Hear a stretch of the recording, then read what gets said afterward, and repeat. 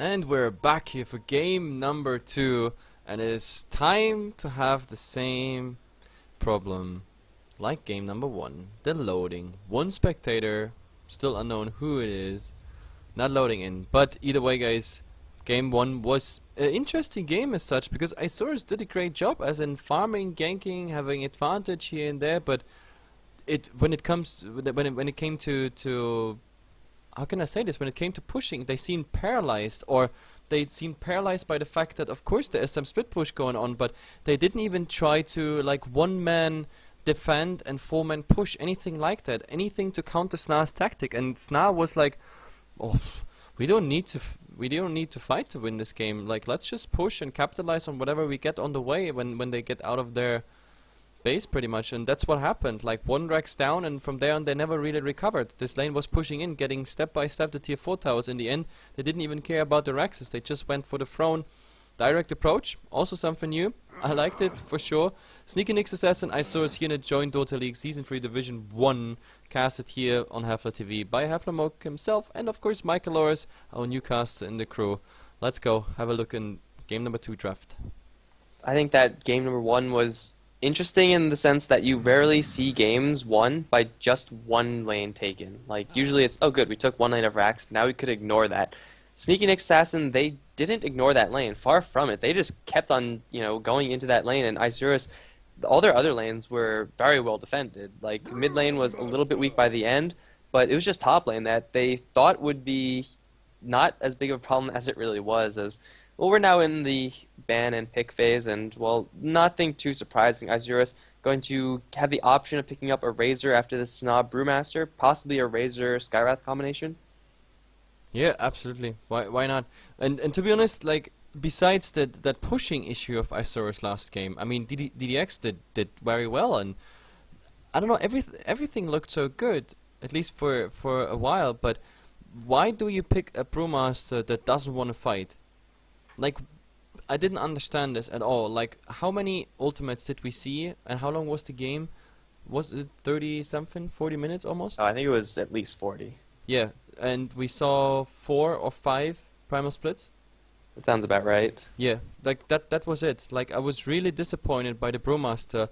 Not necessarily by his performance. I mean, when he did the ultimate, except when the Stampede was used, he did quite well. They got the setup for it and everything. It was fine, but I mean, why do you pick a Panda if you don't use him? If you don't do anything with it? And like in the top fight, we even saw him being locked down completely till from 100 to 0 HP. And then his time was just gone. Like, we had this topic in the draft already before, how fast a Brewmaster falls off. And this was the best example. Like, he never got into the game somehow. And then later, sure, you have a Panda. That's a cool story, but SNA just pushed him down. That's pretty much it. I really like how you put it. They were paralyzed. They didn't know what to do at any given time, because it was like, oh, well, top lane's pushing. We should probably go deal with that. Then this lane's going to be a hassle. Maybe we should take Roshan. And then when you factor all of that together, they rarely left their half of the map, and you can't win if you do that. So it was an awkward situation for Isurus, to be sure, though. Hopefully it's not going to be the same issue. They take Tidehunter, Skywrath Mage, 2 heroes that can do pretty well later on, and if it's slow early on, then they're going to be perfectly happy with that as well. This is going to let SNA take perhaps the Razor again, though no, Wraith King is going to be very highly picked up by the Sneaky Nyx Assassins. Okay, nope, I definitely like that. I mean, this time we have hopefully more active, more fighting focused draft. But I mean, then again, like, what am I saying here? Like, because the last draft it also looked like fighting oriented, especially with the Invoker. That, Jesus guys, this Invoker was more than 9k ahead in this game, and yet we didn't see anything. Like, I mean, of course he had a huge impact, but then he had the Aegis, died alone in mid while his base was going down, and the rest of them were busy, I don't know, against one guy just pushing out that lane, and then the creeps doing the rest. Like, the creeps were pretty much MVP when it comes to the tier 4 towers over time. All AX Mike had to do was like clearing out a creep wave here and there, and then just hiding in the trees somewhere, and that's all he did the entire game pretty much. But Either way, let's not talk about game 1 too much. We have a Titan now, a central hero, of course, waiting for that Ravage. Skywrath Mage, very nice against the Brewmaster, and the Wraith King on the other side. So Wraith King, we have to see in what role this Wraith King is going to be played. I prefer the support Wraith King, just for the fact that he is in a support role, and if the game goes later and you are a bit in trouble, even on the back foot, then you can always transition him into damage. Plus he's of course one of those tanky heroes who just stands in front, tanks it all away. Plate may possibly coming out. The Brewmaster also a hero that for that you need a lot of disable. May it be a silence so you can nuke him down before the primal split. Also of course hexes do a great job. And talking about hexes, this time we have no Rasta, you already said it, he's banned out. And now the second ban stage, Razor Earthshaker. Okay. And on the other side a silencer being banned out, even though that might have been the ban Sneaky Nick's Assassin wanted, and the Rubik as well.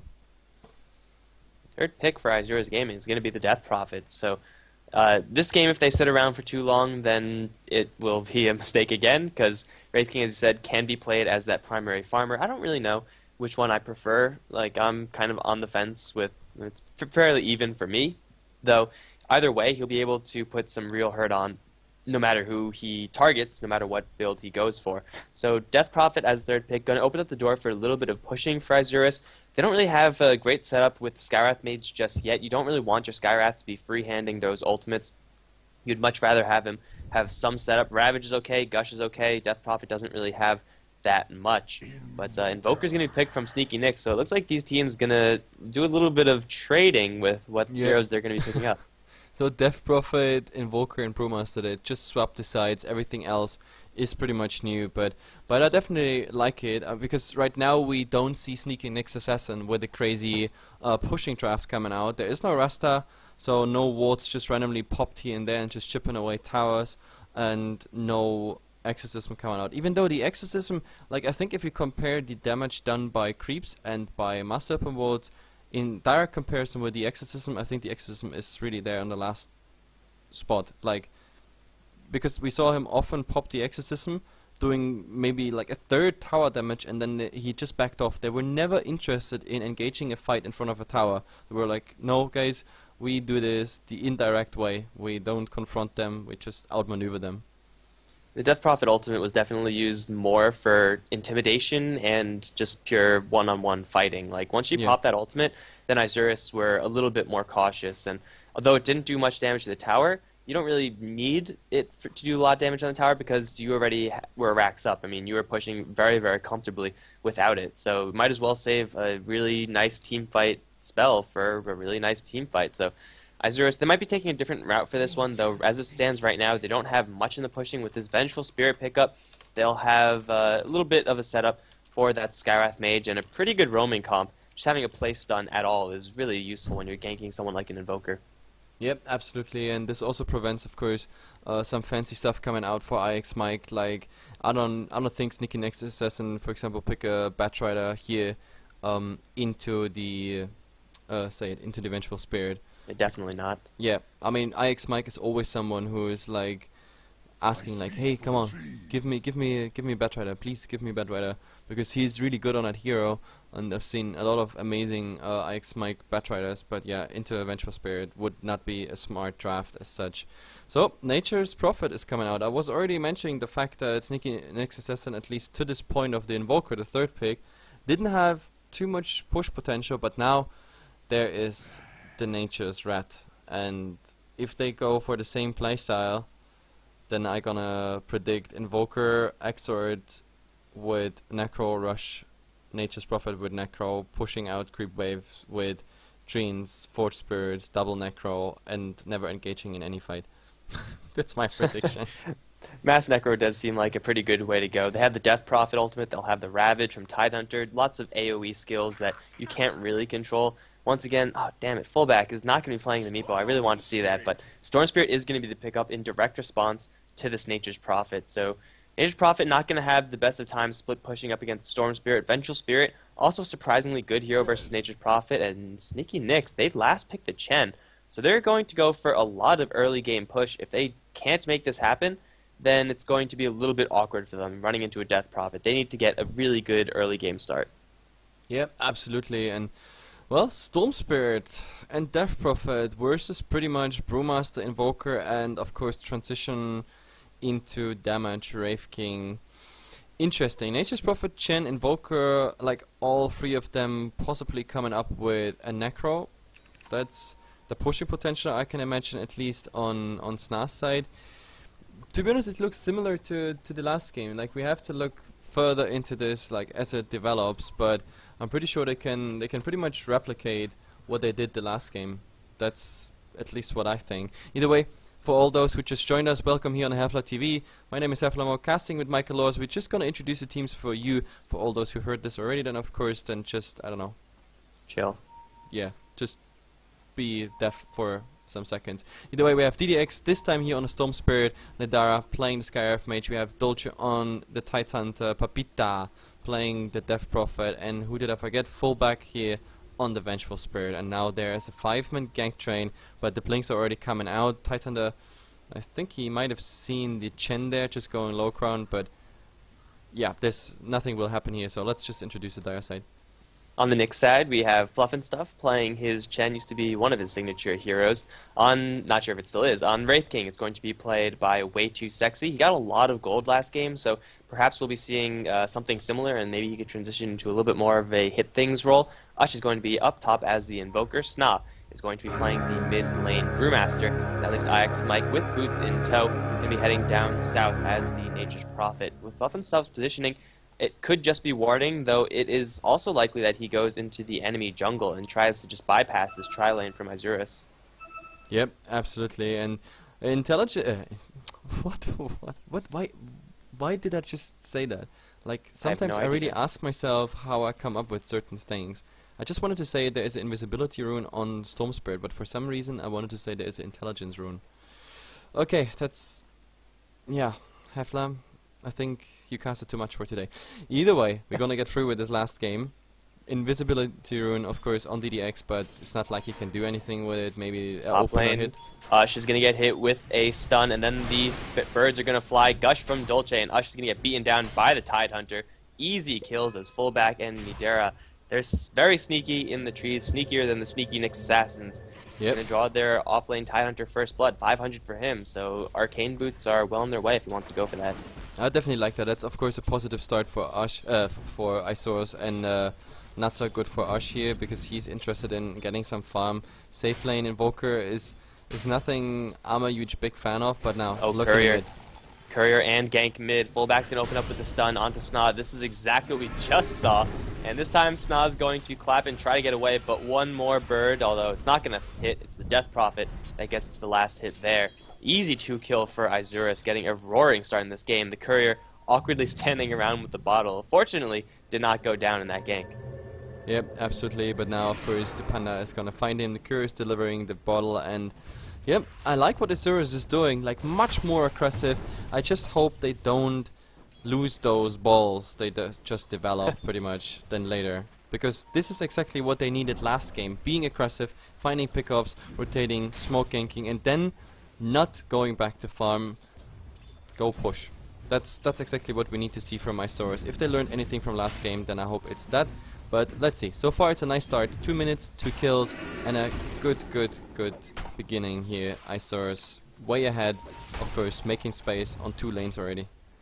With such a better start, they'll definitely feel like they're more ahead, which is sometimes all you need to mobilize all the troops and go for a push. If you feel like you're behind, then you're going to be a little bit more cautious. But if you feel like you're ahead and you can't lose even if something disastrous happened, then you're definitely going to feel like you're on top of the world. So fullback is back up on top lane, and Dara going to be moving up there as well. They're going to be running into Way Too Sexy, killing off the Wraith King. That's a tall order with just a Vengeful Spirit Skywrath. I don't think it could happen without substantial Tidehunter support. Fluff and Stuff in the meantime is not farming at all because he sent one of the mana burning creeps. Honestly, I don't even know the name of those creeps. Oh, look at it. Harass the Death Prophet. There's a silence here. Silence, I said. There's a slow on Way Too Sexy, but in the end, not enough. There comes the stun with the Sunstrike directly on top of it, and even the Tornado is helping there, so they finally get their revenge. There was the Tidehunter rotating from the side, but he couldn't really do anything to it. That was a bit way over eager. I don't know, chasing him in there, because knowing that there is a Chen somewhere in the jungle and knowing that Ush is standing under the tower, they just maneuver themselves there in a pretty awkward sandwich position. On the bottom lane, IX Mike, he's 7 for 1 versus DDX is 19 for 7. Yes. Would have thought this lane would have been a little bit more even. I can only assume some of those are treants, so his gold income isn't as large as it should be with that much CS, but still, he is up there on the gold per minute chart. And with fullback coming in, they're going to look for blood on this lane, though. Storm Spirit only has 1 point Electric Vortex, 1 point Static Remnant, so not the most disable that he could offer. Ball Lightning not up just yet, and the lane is actually pushing, so Axe Mike should be just fine here, barring some sort of disaster. Yep. I can't even explain why the Nature's Prophet at the moment is so low in CS in comparison to the Storm, because both have similar base damage at 66 versus 63, and the Storm Spirit didn't start with a nulls or anything like that.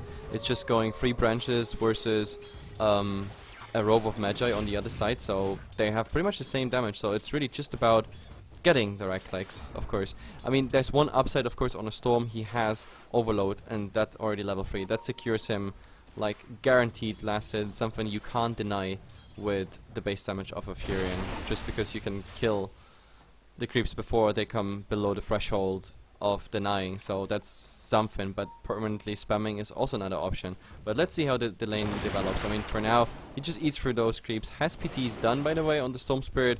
And let's see, when he's level 6, he should be able to get the Nature's Prophet. Like IX Mike, I think he has to rotate out of this lane as soon as the Storm Spirit is level 6, otherwise he's dead. Wei2's going to run into the Skywrath Mage. It's a 2v2 right now, although soon it's going to be 3v2. Wei2 is going to take the stun, and the Concussive goes onto IX Mike. He will throw up the trees around himself, eaten through. There's nothing to break this teleportation, though, so he will teleport out alive, and everyone's going to be just fine. But yeah, as you were saying, it's kind of weird that the lane is this even. Nature's Prophet even has the treants to kind of add to his both harassment and last hitting potential, but it didn't really matter. I mean, now he's 18 for 2, so he's gotten quite a bit more, but Storm Spirit is still very, very far ahead. Now with Ball Lightning, he could make kills happen almost solo versus this Nature's Prophet. I wasn't even sure if he was level 6 when they engaged. Like, I tried to look at him as soon as possible, as soon as I knew they were on a retreat, or as soon as I saw the Nature's Prophet just TPing out, but apparently he just dinked level 6 by the time the Nature's Prophet was already TPing out, because if he was 6 there already, like, the PTs maybe on int changed, I think he could have just zipped, I don't know, to the Nature's Prophet location and just vortexed him. But either way, IX Mike, that's exactly the time where you should not go back to the lane, because Storm Spirit alone is already dangerous. If there's anyone around, then even worse. But oh, there's a stun now here on the Vengeful Spirit. Maybe, yes, and the Thunderclap will follow with a stun strike. This is an easy kill. Even IX Mike rotated in there, so in the end he's just happy about, I don't know, being part of that party, getting some XP up at least. It's kills that Knicks really need right now, because Tidehunter, after that first kill, he's been farming happily up on top lane. Not much that Ush can do to ward away this Tidehunter, as Tidehunter actually has a CS advantage right now and a Blink Dagger.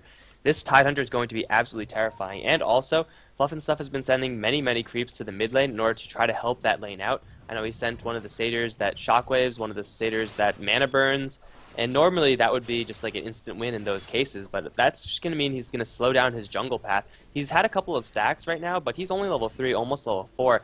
This Chen is not free farming as Chens normally do, and with the Skywrath up on top lane, they might be looking for aggression, though everything is spotted out by a dire Observer Ward. SNA also might potentially be in trouble, as fullback is around in the mid lane.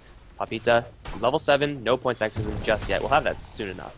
Yep, and level 6 is now also on the Brewmaster, which means we have a potential Primal Split coming out, but first, we're gonna see the Skywrath Mage doing something, but if he comes here, this is doom for him.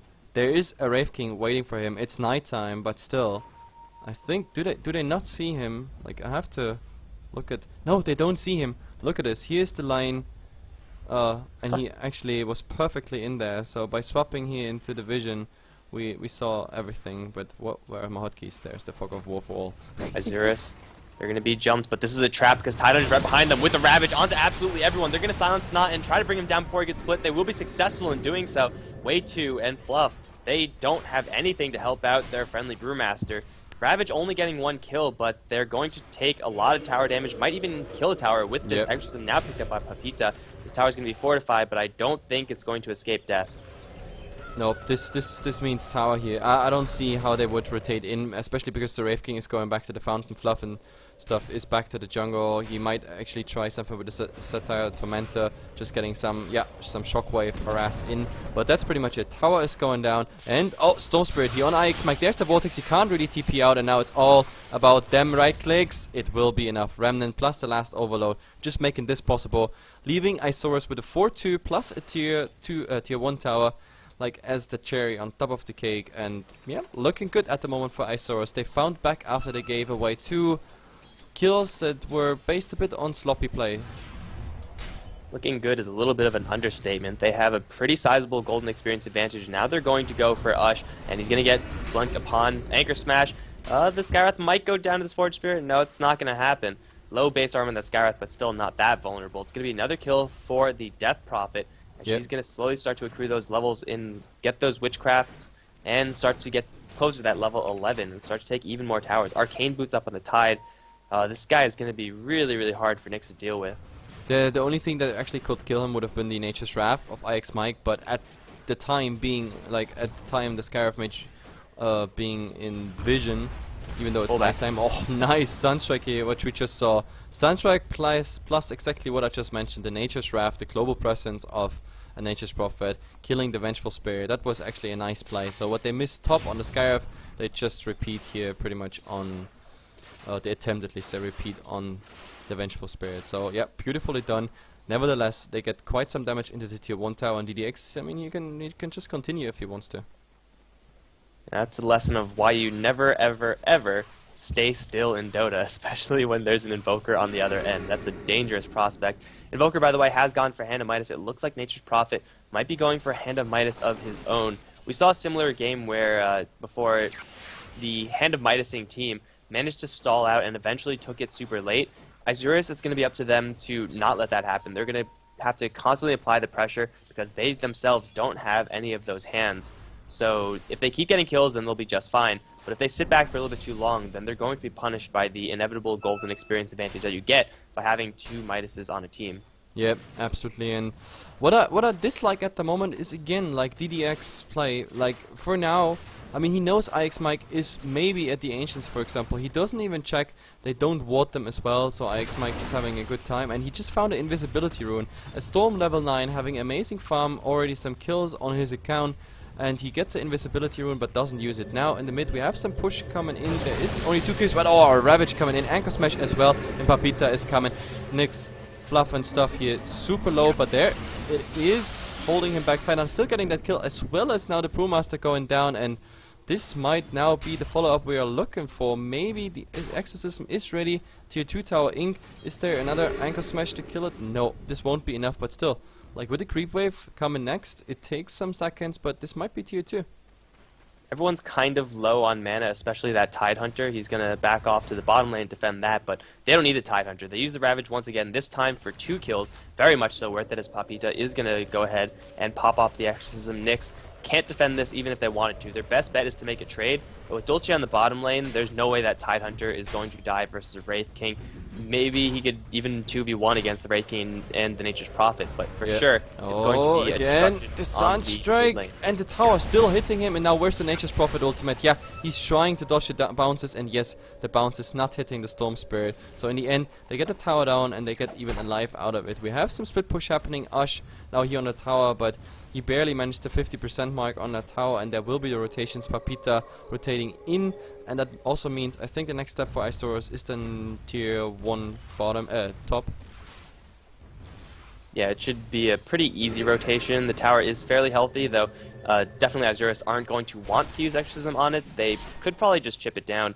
But this game, unlike last game, Death Prophet has been pretty much using Exorcism like clockwork. Every single time it's been up, she's been at a tower, and she's been using it to start to apply damage or get kills in a team fight or something like that. So playing the Death Prophet as as close to ideally as you possibly can. Bottom lane, the setup is there. Fullback going to wrap around, perhaps looking for IX Mike. Way too does have his reincarnation. Jump forward from Dolce, gonna get the gush onto IX Mike. Stun goes off way too sexy. IX Mike going to try to sprout him himself out, but it's not going to work. He's going to drop. How is he still alive? Everyone forgot about him. There he goes. He's going to go down. Reincarnation now from the Wraith King, getting hit with an Anchor Smash, Gush, Magic Missile, everything, and the Kitchen Sink. He's going to go down. It's not a little bit too late to the party, even smoked up to try to get there a little bit faster. It's a free 2-kill for the Isurus side. Now they're going to potentially look for more. There's a big smoke up, though, as Chen does come in. Ush is going to survive the Death Prophet assault, but in the meantime, bottom lane, it's going to probably be brought down.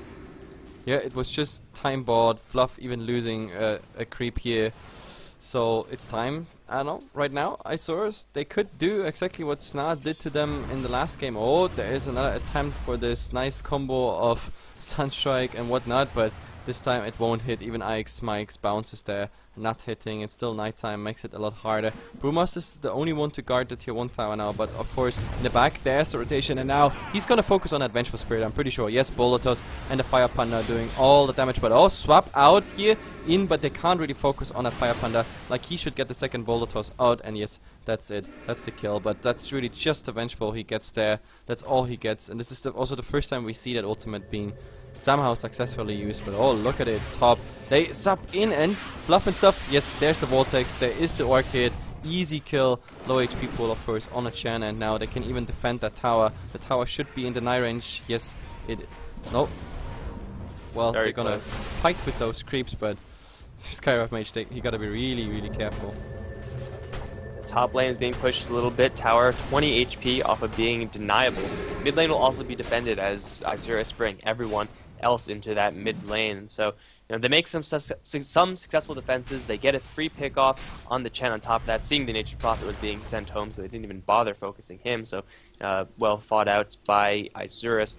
They're going to group on the mid lane, and, well, yeah, as you said before, they might do the exact same thing that Nyx did to them last. Although going for bottom or top or anything else but mid lane is probably going to lead them to a little bit more success.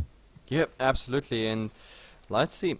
So far I like what Isurus is doing, and the 15-minute mark, that might also be interesting to check Roshan for something, but oh yeah, IX Mike, he just hit very well on those trees and just going out. There was the blink of Tidehunter that maybe he wants to go for that, but oh, what's going on top there? DDX on the hunt, Fluff and stuff. He just came back from the fountain. The first thing he sees is fountain again.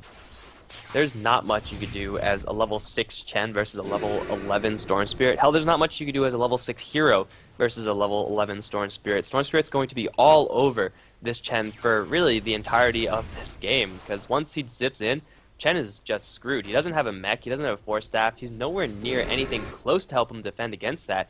He's going to have to play very cautiously and try to remain out of sight. That's not what you want to have as Chen. You want him to be right on the front lines with his creep army. In the meantime, bottom lane, Exorcism level 2 with maxed out Witchcraft. This tower is going to be eaten up by those ghosts really quickly. Now, mech being picked up by the Tidehunter, they'll have sustain and they'll be able to take this tower for free. Might lose a tier 1 tower in the middle lane in the process, but Tidehunter's going to jump back and this tower will most likely be denied. Although Tidehunter's going to jump right in for a gush onto IX Mike, and there for an Anchor Smash, and IX Mike's slowly going to get worked down. The tower was denied, in fact. That's a shot from long range going to slow down IX Mike, but the Chen is going to secure his Nature's Prophet buddy. Fluff and stuff is going to be fine as well. Although, no, Dolce is going to jump forward for more Gush, plus Anchor Smash. Fluff and stuff taking a truckload of damage, and he's going to go down as he stops moving, accepts his fate. Yeah. And now the mid lane push might happen, though Exorcism not up for another 70 seconds.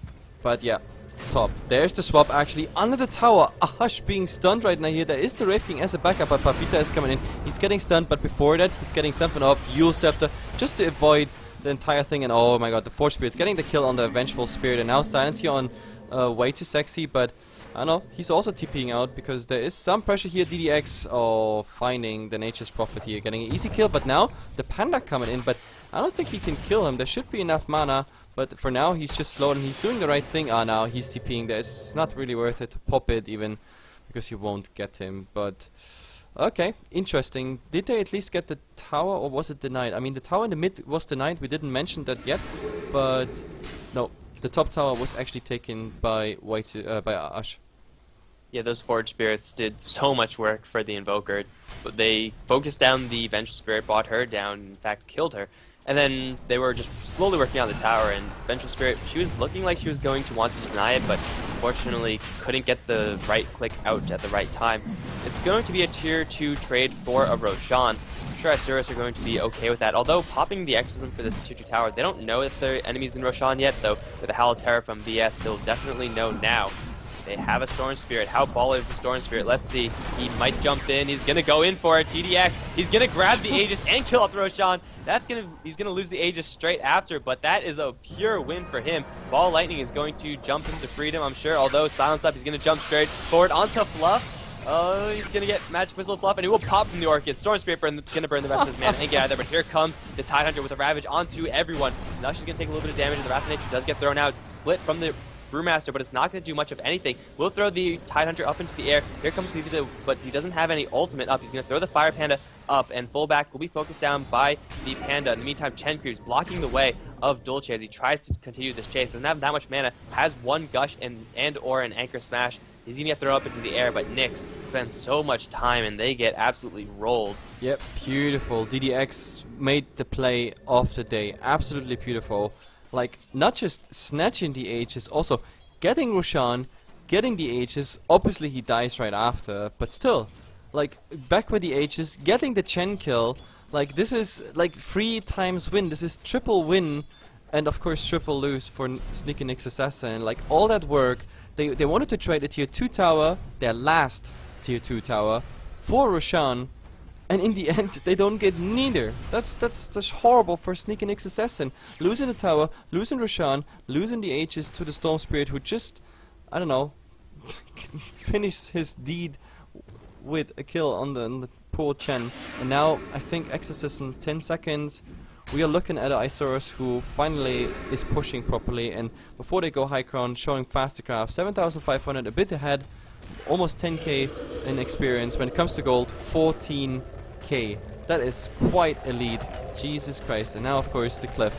The Cliff available, but look at this. This is a level 2 Exorcism doing a lot of damage. Panda going in for some harass, but that's pretty much it. All he can do, fluff and stuff. I don't know, some funny little shockwave damage coming out. Not much, but of course they have to try everything to push it out. The tower, there's a jump forward from SNA. He's gonna get sent back to the base. So just pure harassment, and it looks like they've successfully defended their tower, though it is down to 500 HP, so I mean, it's a sketchy defense, but they do mount one in its entirety. But I would just like to point out how baller DDX was. Like, he jumped in, he grabbed the Roshan, he grabbed the Aegis, and he's completely surrounded by literally the entire enemy team. Normally Storm Spirits would just freak out and then ball lightning as far away as they can, but he stopped and killed the Chen as like the ultimate kick while Nyx is down. It's like, you gotta have some real hard ones if you're going to be doing something like that. And just beautiful play from the Storm Spirit overall, and it led to a pretty nice sized push on the mid lane. So nothing but wins for Isurus. They haven't had something bad happen in quite a long time. Yep, absolutely. And to be honest, like, if Isurus just learned something from the first game, and I said it already, they're just gonna push on cooldown now. Like, wait till that Exorcism is up. Till then, of course, you can defend, which they're gonna do right now. Ravage. There is the Ravage if they want to. Like, nice wave on everybody. This is, of course, a nice opener, but this tower, they accept the fate of this tower. That's all good. But of course, in the meantime, we have Pipita here, like, pushing out that wave, even hunting now Fluff and stuff's creeps. That's one creep down, the Shockwave one, of course. And now the question is, what do Sneaky Nyx Assassins? Like, do they decide maybe some pressure on a tier 2 tower, forcing Isurus back? But then again, Isurus, they can say, like, okay, you get our tier 3, we get your X. Yeah, unfortunately for Isurus, they only had 3 heroes in that bottom lane. That would have been an easy 4-man Ravage, but then with no follow-up. So they do the responsible thing. They sack the tier 1 tower because it's only a tier 1 tower. At this point, who really cares? And no Exorcism once again is up, and the tower will slowly be brought down. Nyx Assassin, they have to make some sort of play here, but really, their options are extremely limited. Pipita, with that Exorcism, is getting so much free damage. He's going to get hit with the Wraith Fire Blast, but again, who cares? He has mech regeneration, he has a full bottle. He's going to constantly go right up to the high ground, slowly start to chip away at the range racks, which I think is going to be the responsible and correct decision. The Tidehunter's waiting for initiation, Storm Spirit as well, waiting to jump in onto the back lines. If he get his hands on the Invoker, that'll be fantastic, but they burn through the rest of the Exorcism time. They're going to back off, happy with the fact that they brought the range racks down, down very low, and they brought the tier 3 tower down in its entirety. Yep. It was the right decision, because IX Mike here, you see it like at the Radiant base. He's creep skipping all the way. But this can also flip back because now we have a triple wave incoming here in the mid. If they use this momentum of the creep wave, they could actually do something. Maybe they just say it right now, and Papita is mid here. They just have to push it out. Of course, the creep's benefiting just from all the auras as well. And oh, there we go. We're going to jump in onto Jolte, drop the Deafening Blast and Meteor, but he's going to get swapped out to safety. He will just barely survive. He could blink forward for a Ravage once he recovers a little while longer because the Brewmaster has already used his split. In the meantime, in the back end, Storm Spirit, I'm sure looking for a Chen pickoff because that's what Storm Spirit does. He's going to clear off these creeps and then look for a reinitiation. The Nature Prophet leaves, and that means Ush and Fluff and stuff are very, very vulnerable to this Storm, but it looks like they're just going to settle for SNA. He's left behind by the rest of his team. He's going to easily be brought down. A good majority of the creeps have gone down, but Exorcism should be up very soon. No buyback. Will be. Now Fluff and Stuff, he's going to get pulled. DDX has eyes for only Fluff and Stuff, and Fluff and Stuff is going to pop from his Orb. He jump forward from Dulce. We'll get the Gush onto Ush, and DDX can jump forward, try to finish off this Invoker as he's like triple silence or something like that. DDX is going to take a little bit of damage, but he has so much mana regeneration with 9 charges in the Bloodstone. Exorcism round 2 is going to be popped off. Range Raxes for sure is going to be dropped, and it looks like it'll actually be the entire set of Raxes. Nick Assassin, they run out of gas. Their Chen, a completely dead hero at this stage, and then Mystic Flare going to be dropped onto Ush. Haven't seen one of those in a while, but they're going to bring down Ush regardless. Skywrath Mage is going to secure that kill. Easy pushing for Isurus, and it looks like this might in fact be game. Yep, this might as well be game. I mean, Panda's coming back. There is the buyback now. It's the last 5 men we see here. And actually, Vengeful Spirit going down. Now the Ravage. So much action already, but the Panda silenced, and he doesn't get anything off. If he even had that ultimate, it wasn't even ready. Now DDX. Of course, there's the next stun, but he won't care too much. Or will he? Actually, it's quite some damage, but he managed to sip out. Now it's the Skywrath Mage who probably has to pay the bill for the entire thing. He's, I don't know, that was some attempt of to juke, I guess, but he's going down. We have, how can I say this, a Rex down, a tier 3 down, and all they had to do is sacrifice their 2 supports. That's something you can... Mike. Oh yeah, I just saw that. He doesn't even get the tower. DDX, I'm pretty sure, ball lightninged all the way from the fountain. Once he touched IX Mike and with that ball lightning, it was literally like 2 hits and then IX Mike was dead. It was a lot of damage from the distance traveled with that ball lightning. So Storm Spirit, once again, kicking Nyx while they're down, killing off the Nature Prophet, denying the tower right in front of him. And now Death Prophet picking up a heart. I'm sure there's going to be a big armor item next. Something like a Shiva's would be absolutely devastating on that hero. But you're right, in the mid lane, taking its entirety. Bottom lane, starting to be very, very vulnerable. Exorcism should be up soon, and that is going to be the next target, almost assured.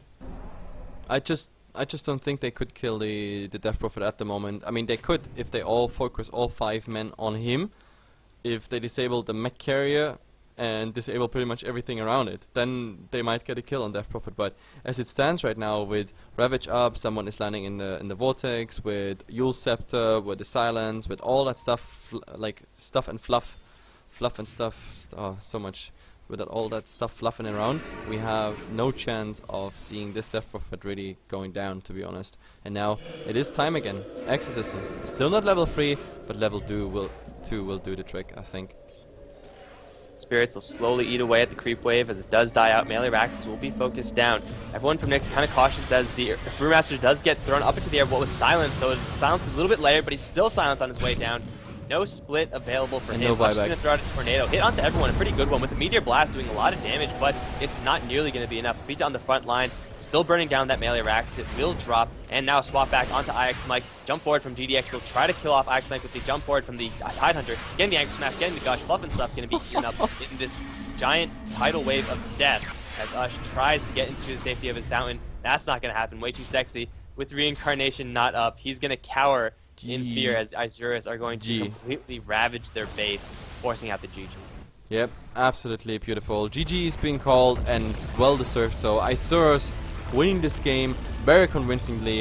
If they had these balls to push last game when they had the advantage, I think we might have seen a 2-0 here by Isurus. This way it's a 1-1 in a 2-game series, guys. So yes, it's fair enough, I guess. Either way, my name is HeflaTV. Casting with me is Michael Loris. That's it for us today on HeflaTV 1, but on HeflaTV 2 there are 2 more games to come. One is right now running and the other one will come around 3 or 4 AM, something like that. So yeah, go there or bet if you want. Either way, all the news of HeflaTV will be available as usual on Facebook and Twitter when we go online. Follow us on Twitch if you like what we do, or even support us if you really want to.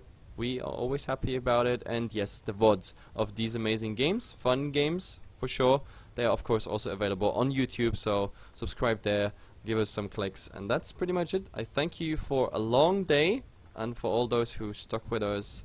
It was cool, it was fun chat for most of the time, and yeah, I say good night, and I'm gonna host then soon to HeflaTV 2. I hope you enjoy that channel as well with GrandAsWe casting there. So good night everybody, Hefla out. Later guys, GG.